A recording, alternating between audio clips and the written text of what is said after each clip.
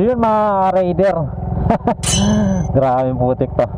Pupunta tayo sa shop ni Boss Weng. Kagrupo ko siya mga raider dati sa RS125 na club. Nagtayo na rin siya ng shop dito. Ayun, try natin mag gawa-gawa. Putik na ulan.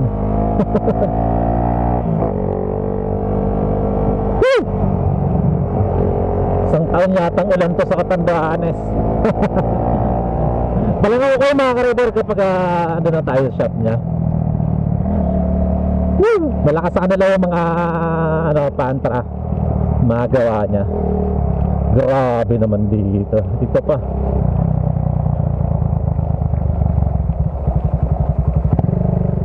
open curve tayo, taas ganito. Ay, silong muna tayo. Basa na ako.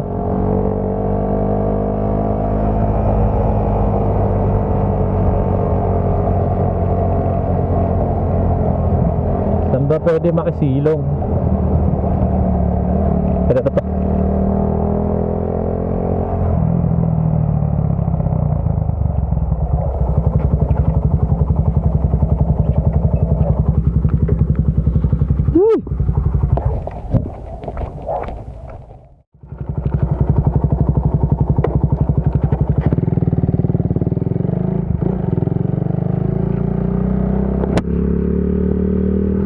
So yun mga ka-rider, umulan. Ito wala nang ulan, makakapag-vlog-vlog na tayo. Magugulo lang tayo mga ka-rider sa shop niya. Sa lugar kasi namin, bali maraming barangay na dadaanan bago dumating sa kanya. Medyo malaki na rin yung shop niya. Sa lugar kasi namin mga ka-rider, walang masyado nagagawa ng motor. So nagbabalak-balak tayo na nagtayo rin ng maliit na shop, mga motor parts. Gagawa din yung alam ko lang na kaya kong gagawin ko. Pero mostly motor parts na tayo ng maliit na business. Kasi napansin ko rin dito mga ka-rider, ang daming motor, walang shop ng parts ng motor. Malalayo, kumbaga pupunta pa sila sa pinaka town proper. Ang layo nun men. Try ako dito mag business ng motor parts. Woo! Grabe kurbada dito mga ka-rider. Ito yung sir mga ka-rider, matagal rin kami nagsama na ito sa club na club RS, tama. Marami na rin kasi tayo nasalihan mga ka-rider na club.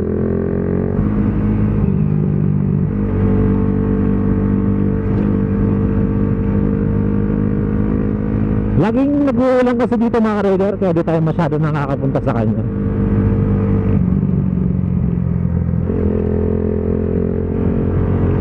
Papaturin tayo ng mga technique na malupit.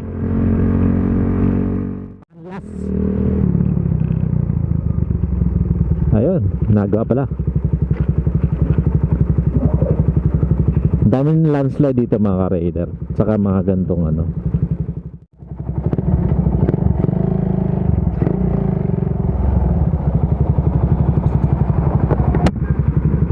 So yun mga ka-rider, napakadulas na ito. Ito pala yung sinabi yung nag-landslide. Putik naman. Grabe daan dito. Parang yung gulong ko parang hindi para rito. Palaban tayo rito men. Andulas. Kapag ganito wag kang pepreno. Dapat di pala pumunta muna sa kanila. Palaban ako rito. Wala nga sa magawa sa bahay mga ka-rider.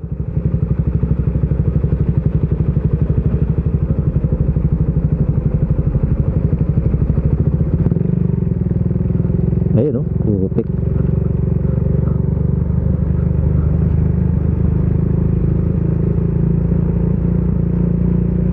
Maputik. Wawa naman yung motor ko. Dadaan ko to sa may mga tubig-tubig para ma-wash out yung putik. Pag natuyo kasi yan, mahirap tanggalin.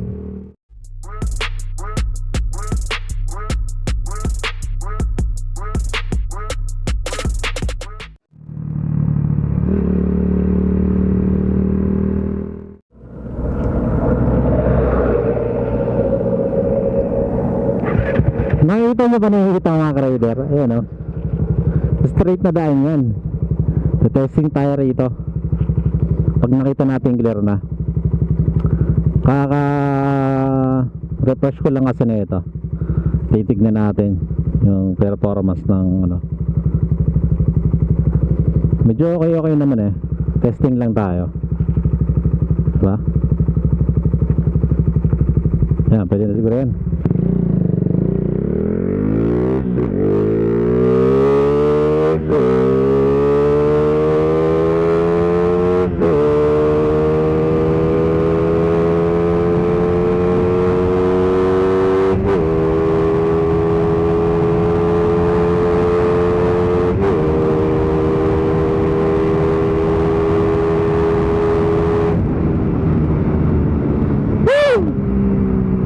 Bitin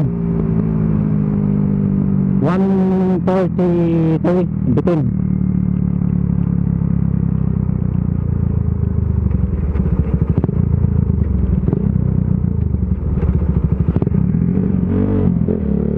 Dito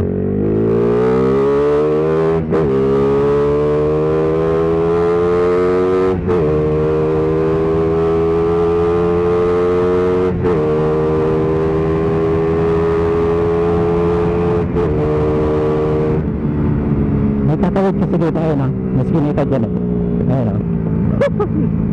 Mahirap na eh.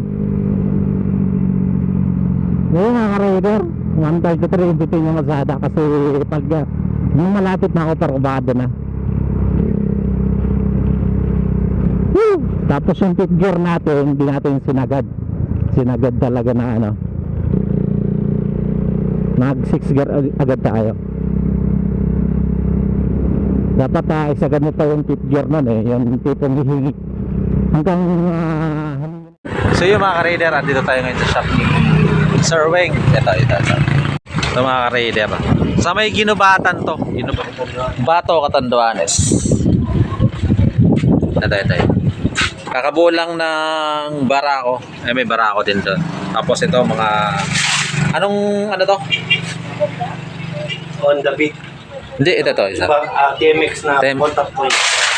TMX contact points on the beat. Tapos ito yung mga paninda ni Boss Darwing. Ayan. So yung mga ka-rider, kung may kailangan kayo, punta rin din kayo dito. Mostly mga taga-Baras, ito mas malapit na sa inyo to. Kompleto naman na siya dito. Ayan o. Sa may Ginubatan, Bato.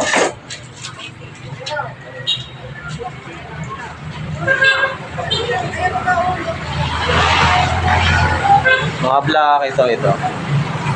Bearing, ayan. Langis, meron siya. Kompleto na rin ito yung mga ka-rider.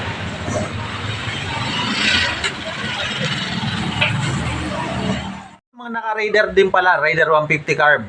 Kung gusto nyo magpatono, dito rin ako gagawa minsan. Refresh ng Raider, ayan. Tapos mga tuning ng carb. 28mm, 30mm, 32mm, ayan. So punta lang kayo dito mga ka-Raider. Tapos ito si Pops Weng. Kukontakin niya na lang ako. Ang mga naka-Raider dyan. Itong barako na to, palit sigunyal to, no? Palit sigunyal, no? Ano, connected black, cams, backer arm, Ayan mga ka-Raider. lining, Talagang fully condition, no? kumbaga recondition talaga. Ayun mga ka-Raider, connecting rod. Medyo yun yung mabigat-bigat. Yung masakit. Masakit ang pesa. Tabihan.